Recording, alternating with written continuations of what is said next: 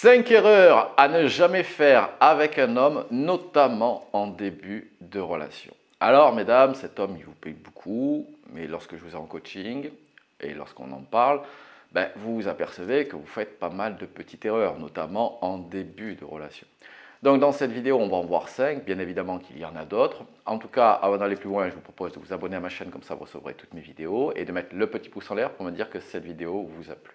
Et la première erreur que vous faites bien souvent, c'est de vouloir cadenasser la relation avec la notion de couple. Mesdames, je sais que c'est dur, mais ce n'est pas parce que vous avez couché avec un homme que vous êtes en couple avec celui-ci. En dessous de 5 à 10 rendez-vous, vous ne pouvez pas juger que vous êtes réellement en couple avec cette personne. Avant de se juger en couple, il va falloir apprendre à se découvrir. Bien évidemment que les rapports charnels, on va dire que la complicité charnelle fait partie de la connexion émotionnelle, de la complicité émotionnelle, mais ça ne sera pas suffisant. Il faudra aussi qu'il y ait une connexion comportementale. Et donc, cette première erreur, ça va être de vous mettre très rapidement en demande avec la notion de couple. Ce que vous devez comprendre dans les déséquilibres des niveaux d'intérêt, ce n'est pas être acquise ou pas acquise, ce qui compte, c'est être au même niveau d'intérêt que cet homme. Bien souvent, avec un homme qui a un fort niveau d'intérêt, vous jouez la femme inaccessible, vous faites le fuis-moi je te suis, ce qui ne sert strictement à rien. Et avec un homme qui a un niveau d'intérêt médian pour vous, vous êtes de suite à fond sur lui. Vous comprenez bien que ça ne peut pas fonctionner. Il faut avoir le même niveau d'intérêt que cet homme. Donc, vous inquiétez pas, au bout de 5 à 10 rendez-vous, il est toujours temps de voir avec cet homme qui vous êtes l'un pour l'autre. Est-ce que vous êtes dans l'exclusivité ou non?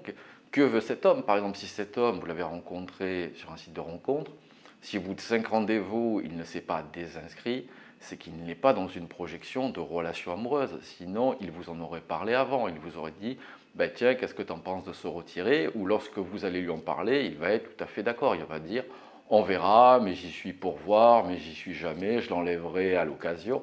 Non. Cette erreur, finalement, vous la faites parce que, avant d'avoir des rapports sexuels avec cet homme, vous n'avez pas contractualisé ce que ça voulait dire. Finalement, vous vous laissez un peu porter. Alors, lorsqu'on veut que des rapports charnels, il n'y a aucun souci. Ici, il n'est pas question de vous dire qu'il faut être prude, qu'il ne faut pas coucher avec un homme.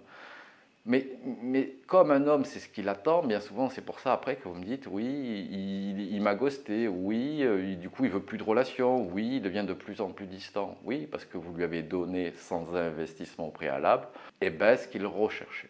La deuxième erreur que vous allez avoir tendance à faire, cet homme, certes, vous plaît beaucoup, mais c'est le faire versus le être ensemble. Vous, malheureusement, vous voulez être avec cet homme. C'est faire avec cet homme qui va compter. Dans le être, et notamment en début de relation, dans le être, c'est de l'ennui, c'est de la promiscuité. Si vous voulez flinguer votre couple, il n'y a rien de mieux. C'est dans le manque également que les sentiments augmentent. C'est dans le faire que l'on crée justement des souvenirs, que l'on crée des émotions positives.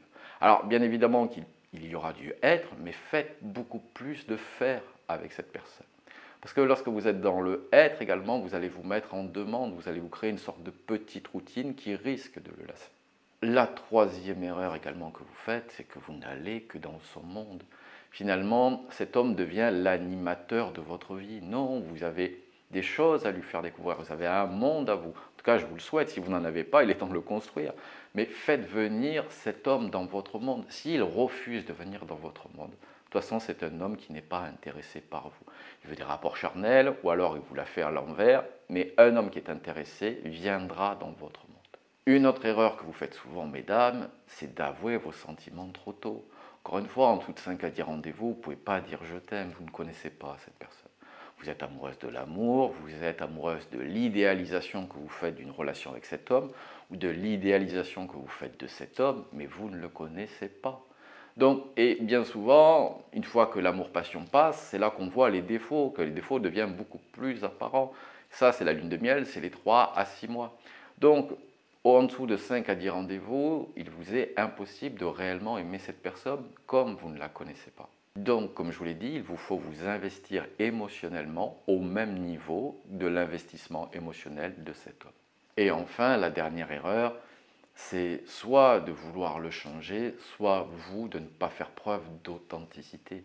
Mesdames, c'est votre authenticité qui fera que vous plairez à un homme. Également, vouloir changer un homme, va faire que vous allez avoir un comportement assez maternel, tourné autour de reproches, en disant que c'est pas comme ça qu'il faut faire, c'est comme si vous allez employer bien souvent la dévalorisation. Et ça, vouloir changer un homme, ça amènera justement à ce qu'il veuille fuir la relation. Si vous voulez changer un homme, demandez-vous, dites-vous plutôt que ce n'est pas le bon partenaire. Qu'il y ait des défauts, que vous lui dites qu'il y a des choses que vous ne supportez pas, oui, mais ce n'est pas vouloir le changer. Donc, mesdames, ne faites pas cette erreur, ne faites pas également l'erreur d'avoir le syndrome de l'infirmière. Ce n'est pas vous qui allez le sauver, mesdames. C'est ce grand garçon qui se sauvera tout seul. Allez, on vient de voir 5 erreurs à ne pas faire, notamment en début de relation avec un homme. Si vous avez aimé cette vidéo, n'oubliez pas le petit pouce en l'air. Si vous avez besoin, n'hésitez pas également à prendre une séance coaching, le lien est dans la description. Et je vous dis à très bientôt avec James Dean.